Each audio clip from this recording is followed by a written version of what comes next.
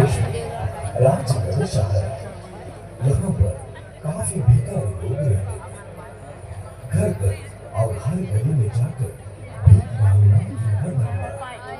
एक दिन सुबह सभी लोग इकट्ठे हो रहे थे। तब उस झुंड के मुखिया ने कहा, अरे कल सिंह और डाबर सिंह, आप दोनों पीछे वाली गली में जाना और गौलिया और सिंधिया तुम दोनों आगे वाली गली में जाना। जो मिलता है चुपचाप लेकर आना, झगड़ा नहीं करना, समझे क्या? हाँ साहब, ठीक है। अरे चलो अपना काम शुरू करते हैं। चलो हम भी चलते हैं। ओ भैया, मुझे मदद करना, भूख लगी। भैया भैया, बहन।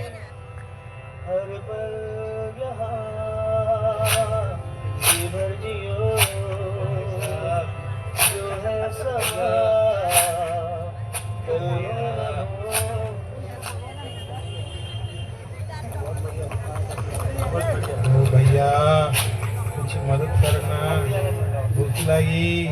भैया भैया, बहन। उस शाम वे उस जगह पर इकट्ठे हुए जहां वे आम तौर पर मिलते थे।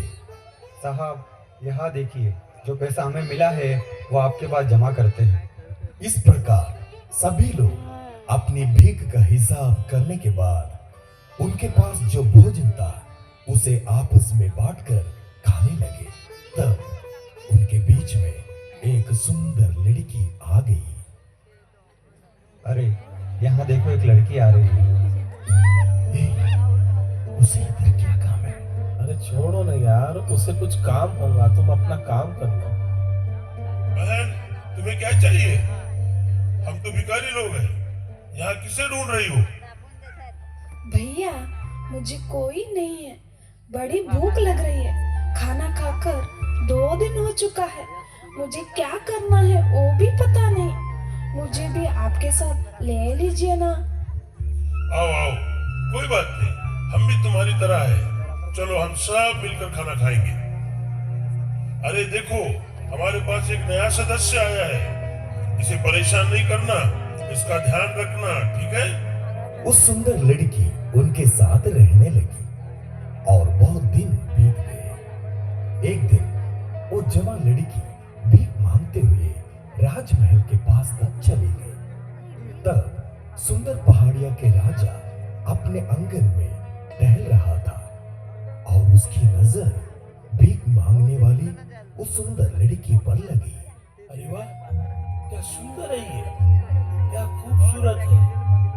क्या मैं स्वप्न तो नहीं देख रहा हूँ? यह तो रानी बनने लायक है। परंतु ये क्या, ये तो भीख मांग रही है। मैं इसे शादी करूंगा और इसे अपनी रानी बनाऊंगा। कौन है वहाँ? जी महाराज। उस भिखारी लड़की को मेरे पास ले आओ। आपके आदेश के अनुसार। थोड़ी ही देर में वो भिखारी सुंदर लड़की राजा के सामने उपस्थित किया गया।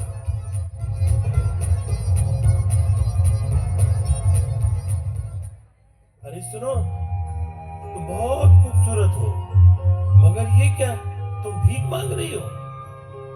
मैं तुमसे शादी करना चाहता हूँ, फिर तुम रानी बनकर सिंहासन पर बैठोगी। क्या बोलते हो? ये सुनकर वो बहुत ही डर गई और कांपते हुए राजा के पांव पर गिरकर कही, हे राजा, मुझे क्षमा कीजिए, ये तो असंभव है। आप तो इस पूरे देश के राजा हैं, मगर मैं एक साधारण भिखारी नालायक लड़की हूँ। मैं बिल्कुल आपका लायक नहीं हूँ। हे राजा, आप मुझे छोड़ दीजिए, मेरे लोग मुझे ढूंढते होंगे। वो राजा के सामने रोने लगी। ये देखकर राजा उसे जाने दिया, मगर राजा उसे भूल न सका। उसकी यादें उसे परेशान कर रही थी। पूरी रात सो नहीं पाया। सोचते रहा। मैं राजा, वो भिखारी, यदि उसे रानी बनाना है तो मुझे स्वयं को भिखारी बनना होगा। राजा अपने मन में भिखारी बनने के लिए निर्णय लेकर दूसरे दिन सुबह मंत्री को बुलाकर कहा, महाराज, आप जीवित रहे, क्या मैं जान सकूं कि आपने मुझे तुरंत क्यों बुलाया? मंत्री, सुनो, मैं 1 महीने के लिए बाहर जा रहा हूं। इस देश को तुम ही संभालना है। महाराज, मगर मैं देश को मैं कैसे संभाल पाऊं? नहीं, तुम्हें ही संभालना होगा। जी महाराज, आपके हुक्म पर। राजा अपने सुंदर राजवस्त्र को निकालकर वो भिखारी जवान लड़की को अपना बनाने के लिए वो एक कंगाल के रूप धारण किया।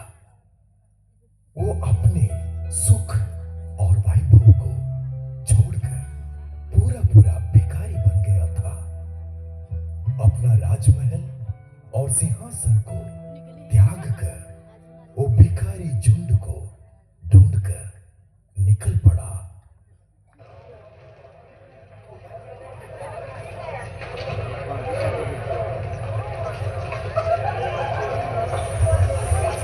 अरे सुनो तो, मैं आज बहुत खुश हूं। क्यों पता है आपको? हम 2-3 ही थे, परंतु अभी हम बहुत बढ़ गए। कारण हमारे बीच में बहुत प्यार है, एकता है। जब हम अकेले थे, हमें कोई प्यार नहीं करता था, हमारा कोई सहारा नहीं था, परंतु अब अरे दोस्तों, मुझे भी प्यार और सहारे की जरूरत है।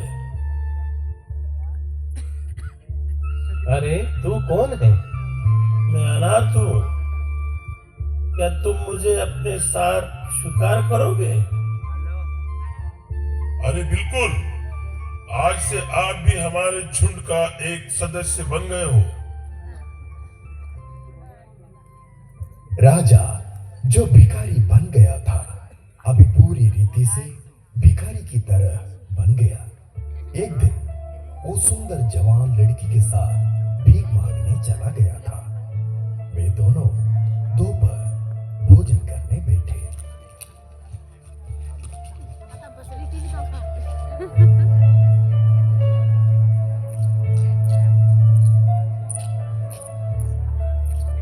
क्यों, भोजन अच्छा है ना? अच्छा है।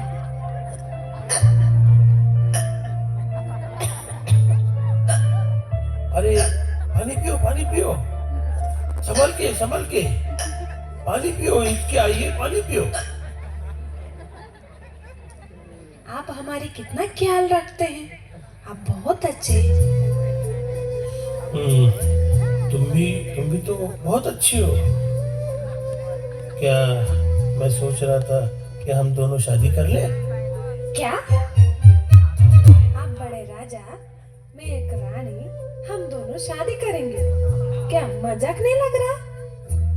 नहीं, मैं सच कह रहा हूँ। तो फिर हमें अपने मुखिया से पूछना होगा।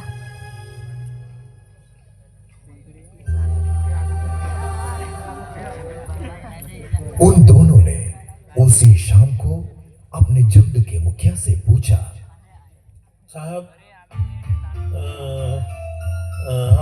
हम एक दूसरे से बहुत चाहते हैं।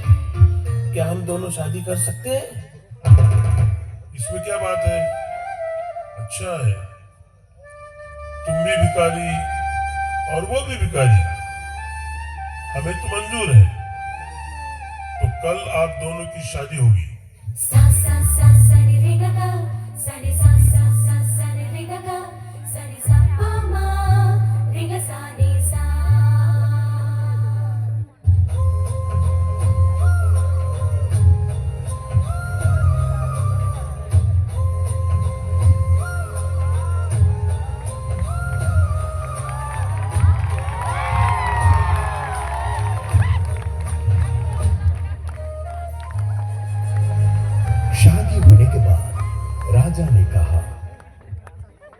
सुनो, आज हम राजमहल की गली में चलेंगे भीख मांगने के लिए। क्या तुम चलोगी? नहीं, वहाँ वहाँ क्यों जाएंगे? पर क्यों?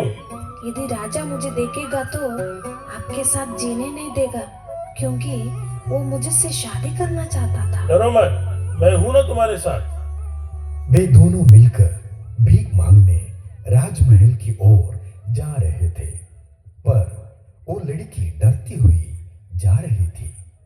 थोड़ी देर में वे राजमहल के द्वार पहुंच गए। सुनिए, हम अंदर नहीं जाएंगे, वापस चले जाएंगे ना। अरे डरो मत, तुझे कुछ नहीं होगा। वो दो मन से संकोच के साथ जा रही थी। राजा उसे ले जाकर रानी के सिंहासन पर बैठा दिया और मंत्री से कहा, सुनो, दौड़ कर जाओ, रानी के लिए राजकीय वस्त्र और मुकुट और अंगूठी लाकर उसे पहनाओ। बड़े भोज का आयोजन करो, क्योंकि यह आज से इस देश की महारानी है। ये बोलकर राजा ने अपने आप को रानी के सामने प्रकट किया और कहा, मैं ही इस देश का राजा हूँ और तुम इस देश की रानी हो। मैं तुम्हें बहुत चाहता था, तुझे अपनाने के लिए ही मैं भिखारी बना। आज से तेरे सारे दुख, सारी गरीबी, लाचारी समाप्त हो गई है। अब से सिर्फ सुख और आनंद ही आनंद है।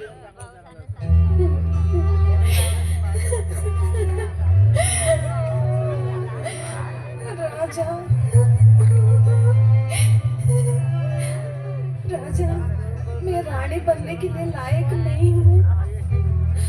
लाचार है मुझे अपनाने के लिए। आप अपने आप को त्याग दिए, सिंहासन से घोड़े पर आए। क्या कुर्बानी है! आपका जो प्यार है उसे मैं कभी ना भूल सकती। सिर्फ और सिर्फ आपके लिए जीऊंगी।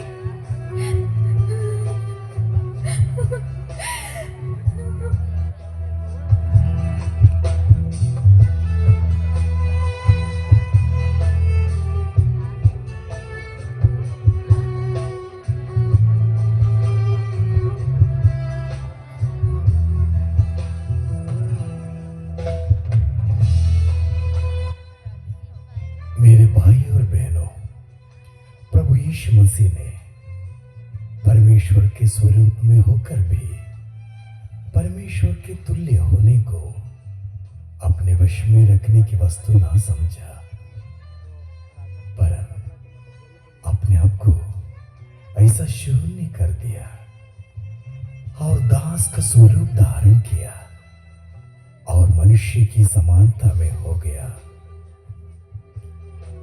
और मनुष्य के रूप में प्रकट होकर अपने आप को दीन किया और यहां तक आज्ञाकारी रहा कि मृत्यु, हाँ, क्रूस की मृत्यु भी सह ली। इस कारण परमेश्वर ने उसको अति महान भी किया और उसको वो नाम दिया जो सब नामों में श्रेष्ठ है, कि जो स्वर्ग में और पृथ्वी पर और पृथ्वी के नीचे है, वे सब यीशु के नाम पर घुटना टेके और परमेश्वर पिता की महिमा के लिए हर एक जीव अंगीकार कर ले कि यीशु मसीह ही प्रभु है।